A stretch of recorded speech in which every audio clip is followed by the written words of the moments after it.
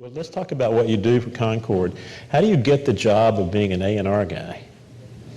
Well, it didn't happen overnight. When I was hired by Concord back in 1987, right out of college, there was no position. I was just happy to accept a titleless gopher job and started out by doing things like organizing the publicist's photo library, peeling stickers off of returned CDs so that our warehouse could sell them again.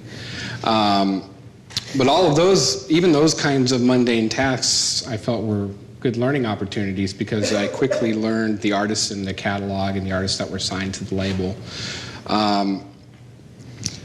About a year into working for the company, Carl Jefferson, the owner and founder of the company, invited me to join him for a Carmen McRae recording he was producing. It was a live recording at a now defunct club called Birdland West. So that was my first opportunity to work in a producing capacity. I was assistant producer on that recording. And shortly thereafter, we had started a solo piano series called Live at Maybach Recital Hall. Oh, yeah. And he had turned me loose on the first of those recordings, which was a Joanne Brackeen recording, and I produced several of those, acting as either producer or, if he was present, associate producer on the recordings in that series. But I came into it with a music background. I was a music major in college. I got my Bachelor of Music in a music business program at University of the Pacific. So I'm not sure how it's structured here, but that particular major included fulfilling all the requirements that any conservatory of music major would have to fulfill in terms of studying music. And additionally, there were courses from the School of Business and Public Administration and courses specifically geared to the music industry. What did you play? I'm a trumpet player. Really? Yeah. You still play? I do. Not as much as I used to. I made a brief cameo appearance on Karin Allison's last record, which was nominated for a Grammy. That's a very nice record. You played on that? Yeah, I played the harmon mute trumpet thing on Footprints. I'll have to check that out. So, tell me more about your daily life at the company. Now you're dealing with the production of records all the way through. That's your main job?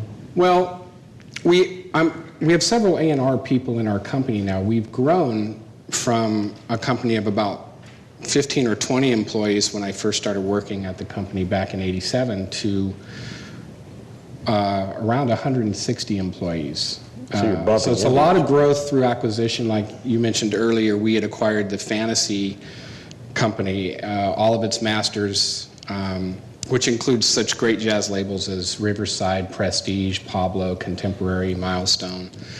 And at the end of 2005, we acquired Telarc, which, as you well know, is a great jazz, blues, and classical catalog with an active, ongoing recording program. So my current role, my title is Vice President of Jazz and Catalog A&R, so I'm very specifically focused on jazz. That does include producing some of the new recording projects or otherwise supervising them. There are some projects that I may act as more of an executive producer role, that the artist will produce themselves or work with another producer. And on the catalog side, which is where I these days spend most of my time, is working with what is now a very large jazz catalog on reissue programs. What is your mandate for that? Put out as many as you can, as fast as you can? Not exactly, although it seems like that, because last year I produced or otherwise supervised more than 50 projects that were released, and this year it's probably going to be about the same number. But that isn't the directive now. As we've grown into a larger company, we also have investment partners, so we have to deal with the issues that any corporation has to deal with in terms of showing a profit and doing a profit and loss analysis before you start a project, before you start incurring costs. So it's as many as we can that will be profitable in the first year, and that's the benchmark. Is we're looking at a 1-year window. Well, how do you balance out the retail distribution world with the online world? What percentage, what's the relationship of those two? They both figure in your computations, right? They do figure into the computations. Still, the online world is only about 10% of what we sell, if even that. So still a good 85% is CDs, and another 5% or so with other means of income like licensing and that kind of stuff. So it's definitely a challenging environment right now, because although you read the news about digital download business increasing, you say 50% over last year at this time, or some number like that, the fact is it hasn't increased enough to offset the business we're losing in CD sales with major stores, major chains like Tower closing. So CD sales are down overall about 20% compared to where they were last year. 20% in 1 year? I thought it was like 20%. It was about 20% of the first three months of the year compared to the first 3 months of last year. Really? It was down about 20%. Well, that's a big hit. I thought it was stretched over 5 years, but you say it's in 1 year that's fell that much. Wow.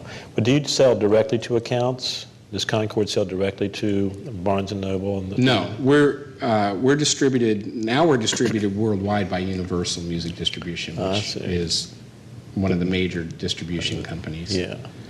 And Telarc is distributed through Fontana, which is kind of the independent arm of Universal Distribution. Do you have any relationship to the distribution arm to what Universal is doing? Or is that just, they just supply the records to the stores, they just ship them? To what Universal, the distribution company is doing in terms of what? Well, like you get involved in the co-op advertising, you get involved. Our company does, I don't personally. Yeah. My function is an A&R function, although I do get involved in sales and marketing to the extent that projects that I produce I have a vested interest in, and I want to make sure that they're doing everything I think they can and should be doing to. So when you have a product project within the budget.